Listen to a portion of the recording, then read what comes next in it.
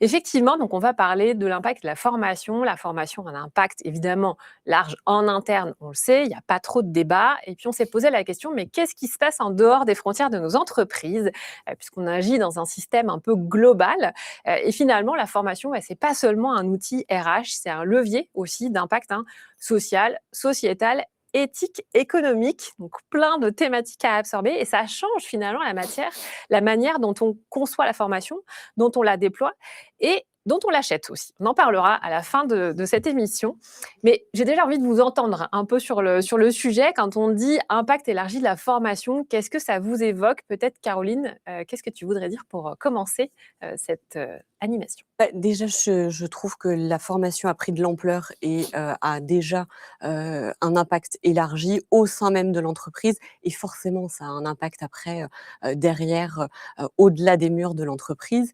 C'est vrai que le L&D aujourd'hui, donc tous les services formation, vont travailler sur l'impact de la formation, sur la performance, sur les collaborateurs, et au-delà juste de la performance, puisque ça on en parle de plus en plus, il y a aussi tout un enjeu de rétention des talents, rétention des compétences, et ça, de toute façon, avec les mobilités internes, mais aussi en dehors de l'entreprise, on commence déjà à étendre un peu cet impact de la formation.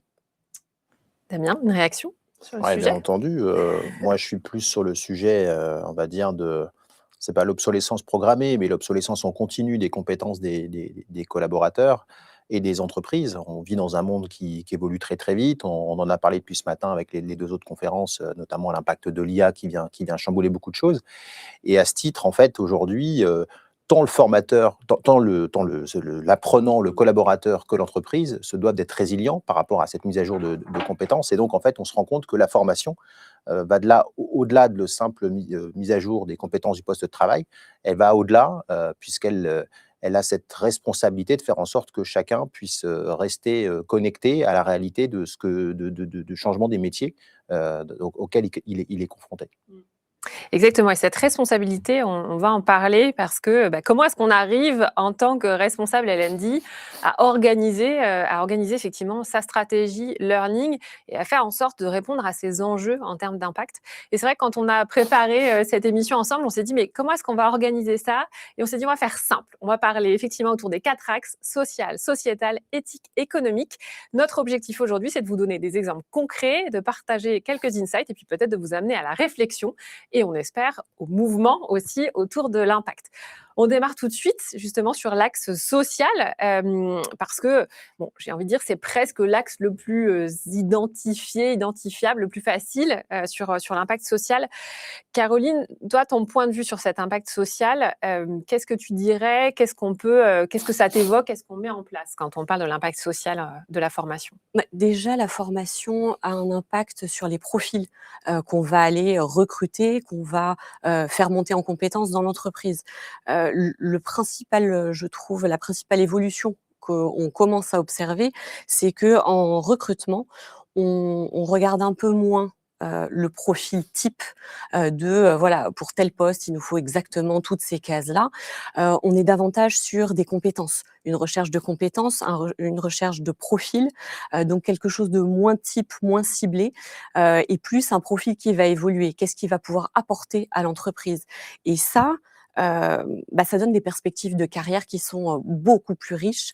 L'entreprise élargit son scope, et du coup, en tant que collaborateur, à un instant T, on peut avoir tel type de profil, on va l'enrichir et puis on va être recruté pour autre chose parce qu'on aura développé une compétence qui est différente, on va pouvoir évoluer. Et ça, tout ce parcours du collaborateur, effectivement, c'est un enjeu assez important dans l'entreprise de faire évoluer les collaborateurs, mais au-delà de ça, sur le marché entier de l'emploi et de la société au global, on a vraiment un impact qui est important et c'est là que la formation, elle a c'est un enjeu vraiment clé et qu'elle a vraiment un très, très, très fort impact. Ouais, elle prend tout son sens effectivement sur cette dimension-là. Et c'est vrai que l'employabilité, on en parle depuis toujours, et on va continuer d'en parler et je pense que c'est notre responsabilité en tant qu'employeur, en tant qu'équipe RH, en tant que direction, aussi de contribuer à ça parce que, on accompagne, des collaborateurs au quotidien dans leur parcours professionnel, mais aussi dans ce qu'ils sont en capacité de faire à l'extérieur de l'entreprise et il ne faut pas l'oublier, en fait, ça et on a tendance à l'oublier parce qu'on est dans la vie quotidienne et dans nos différentes missions. Donc l'employabilité, évidemment, des profils et puis je crois que c'est aussi notre responsabilité, parfois, de former à des dimensions qui peuvent être un peu hors poste de travail, on va dire ça comme ça. On parle souvent de l'environnement, de la cyber. C'est comment est-ce qu'on arrive à créer des comportements aussi, ou en tout cas des réflexes. Comment est-ce qu'on arrive à sensibiliser nos équipes autour de ces enjeux qui concernent évidemment notre vie au quotidien. Je crois que là-dessus, tu avais aussi des choses à nous dire, Damien, sur cette Ouais, dimension-là. alors nous, moi je représente donc Babylone, on est un organisme de formation et on forme notamment des courtiers en assurance et en crédit. Euh, on a beaucoup de stagiaires qui viennent chez nous pour se reconvertir. Donc c'est un projet de vie, c'est un projet de changement de profession. Ce sont des gens qui arrivés, alors je prends le persona type à la quarantaine, veulent basculer dans le monde de l'indépendance, veulent avoir une activité commerciale et pouvoir se faire leur propre réseau et devenir leur propre chef d'entreprise. Et pour le coup, voilà, notre responsabilité va au-delà du simple fait de leur permettre d'obtenir leur attestation pour pouvoir exercer l'activité. Ça va aussi sur des considérations plus personnelles, puisque c'est un vrai projet de vie qu'on accompagne au travers de ces formations. Et puis le deuxième sujet, ce qu'on a développé aussi chez Babylone maintenant depuis 4-5 ans, on est engagé dans un programme RGA. Alors RGA, c'est quoi? C'est comment rendre accessible nos modules de formation en e-learning au plus grand nombre et notamment aux personnes en situation de handicap. On a aujourd'hui chez Babylone un catalogue de plus de 500 modules sur étagère, toujours orienté banque assurance. Et en fait, nativement parlant, ces modules n'étaient pas forcément accessibles aux personnes qui avaient des problématiques de lecture, d'écriture, etc. Et donc aujourd'hui, on a développé un programme de mise à niveau de tous ces modules pour pouvoir les rendre accessibles et faire en sorte que le plus grand nombre puisse à partir du moment où ils se connectent à leur LMS, se connecter à ces modules et puis pouvoir visualiser, comme n'importe qui, chacun des modules de formation. Ouais, et ça, on parlait, c'est un vrai sujet, la notion aussi de diversité et d'inclusion. Comment est-ce qu'on arrive et là, on est en plein dans cette dimension sociale. On est dans le plein, on est en plein dedans. on est en plein dans le cœur du sujet. Donc, Ouais. il y a un sujet d'insertion, de reconversion avec des personnes qui rentrent en formation initiale. Et puis, une fois que vous êtes sur le parcours, aussi, l'ouvrir au plus grand nombre, donc notamment aux personnes en situation de handicap. Ouais, tout à fait. Diversité et inclusion, ça te fait réagir?